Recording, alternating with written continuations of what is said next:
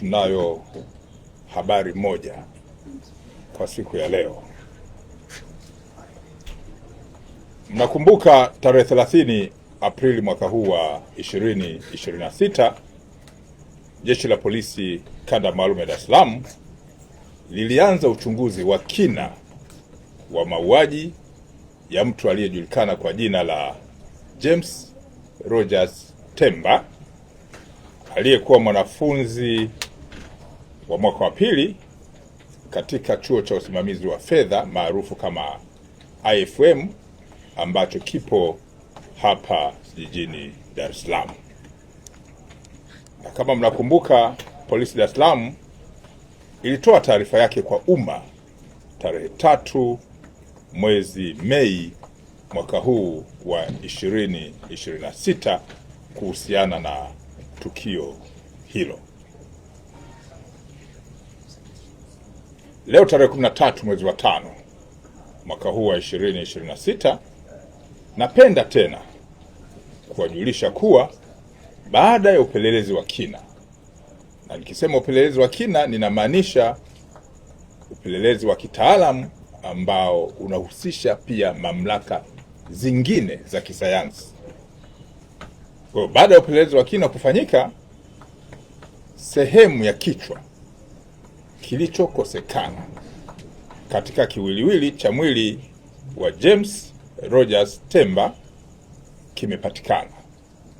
kimepatikana huko eneo la Kitunda Kibeberu katika wilaya ya Ilala jijini Dar es Salaam.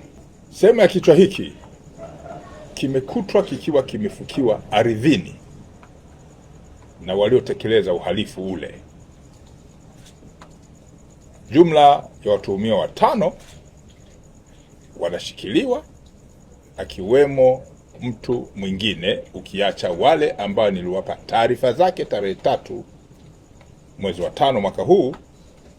Leo tarehe 13 ameongezeka mtuhumiwa mwingine ambaye amefahamika kwa jina la Saidi Ali au maarufu kama Side.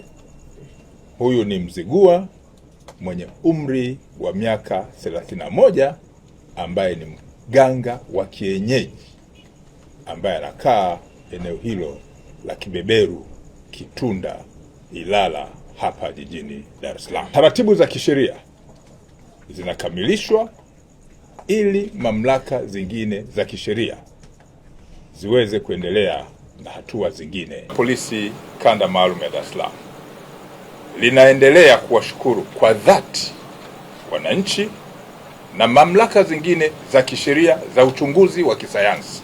Narudia, Jeshi la Polisi Kanda Maalum ya Dar es Salaam linaendelea kuwashukuru kwa dhati wananchi na mamlaka zingine za kisheria za uchunguzi wa kisayansi ambazo zimetoa na kuonyesha ushirikiano wao mkubwa na kuwezesha kupatikana kwa taarifa hizi za mafanikio katika uchunguzi wa jambo ambalo lilitokea.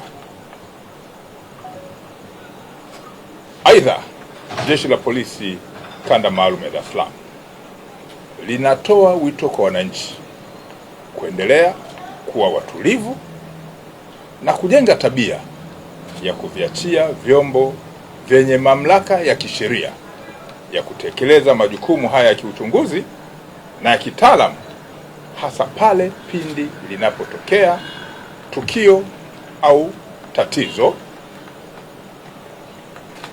na kuwaomba kuacha tabia ya kutoa taarifa za upotoshaji zenye lengo la kuchelewesha upelelezi na kuzua taharuki.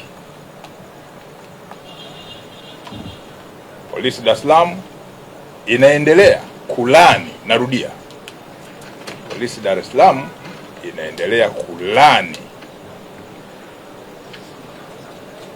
watuhumiwa waliotekeleza tukio hili baya